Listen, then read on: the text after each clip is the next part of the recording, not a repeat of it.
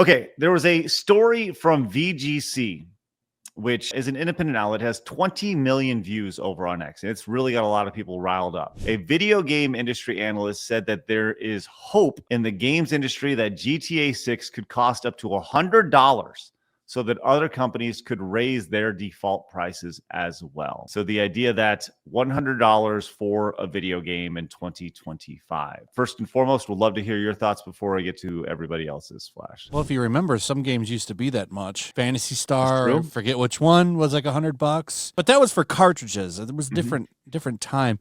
I think people will still buy that game at $100. I mean, it's Grand Theft Auto, but you're gonna kill your sales for a lot of other games. No one's gonna pay $100 for what's that game, Code Violet, that's coming out. That piece of shit that they were calling PC gamers sexist.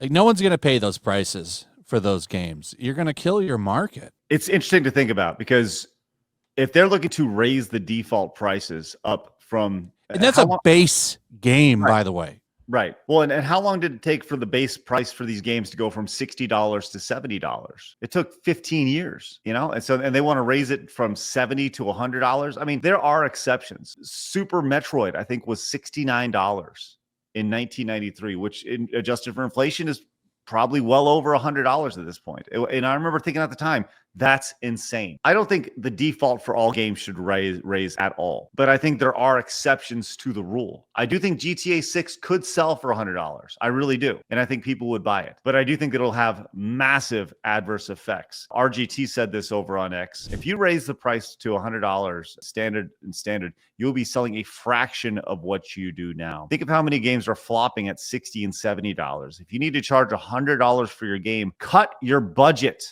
Shit like this is why the industry is going to crash, and already is. Yeah, I agree.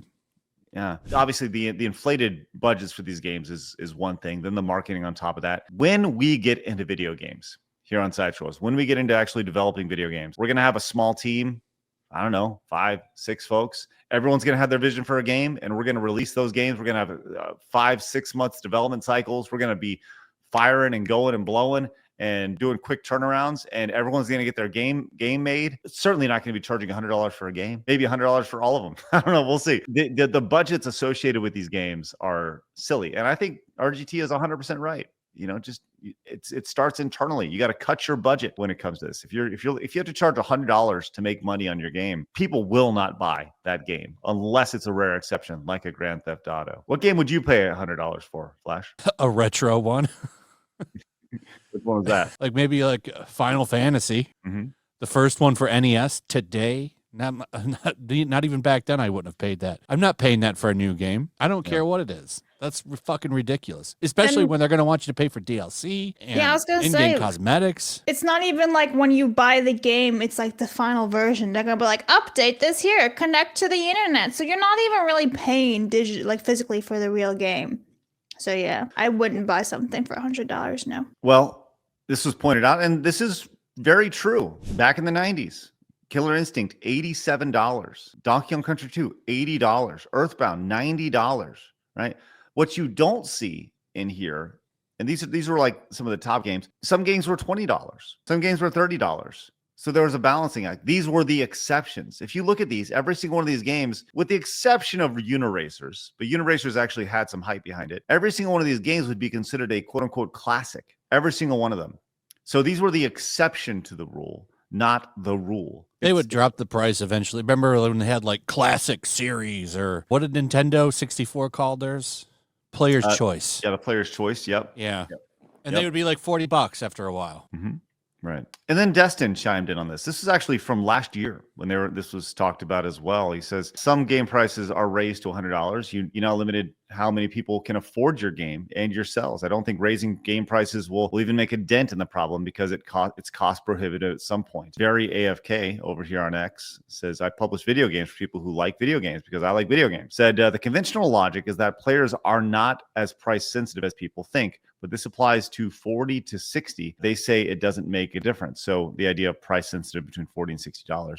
Leaving $100 when quality can't be trusted would be suicide, especially with the declining in marketing avenues. The problem with a more modest inflation increase to 80, for example, is that you're still fighting for screen time in a crowded market where there's less and less screen time each year. So operationally viable, raising antithetical to the screen time problem. This is essentially what's so messy about the industry at the moment. You need to invest much larger sums to compete, but it's the screen time and less shelf space. There's a lot less screen time than there ever was shelf space.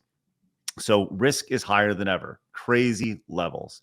And I think that's really, really well put. The price of it is very important. You're also competing against every other piece of entertainment. Ubisoft is salivating at that $100 price tag. Oh man, are they?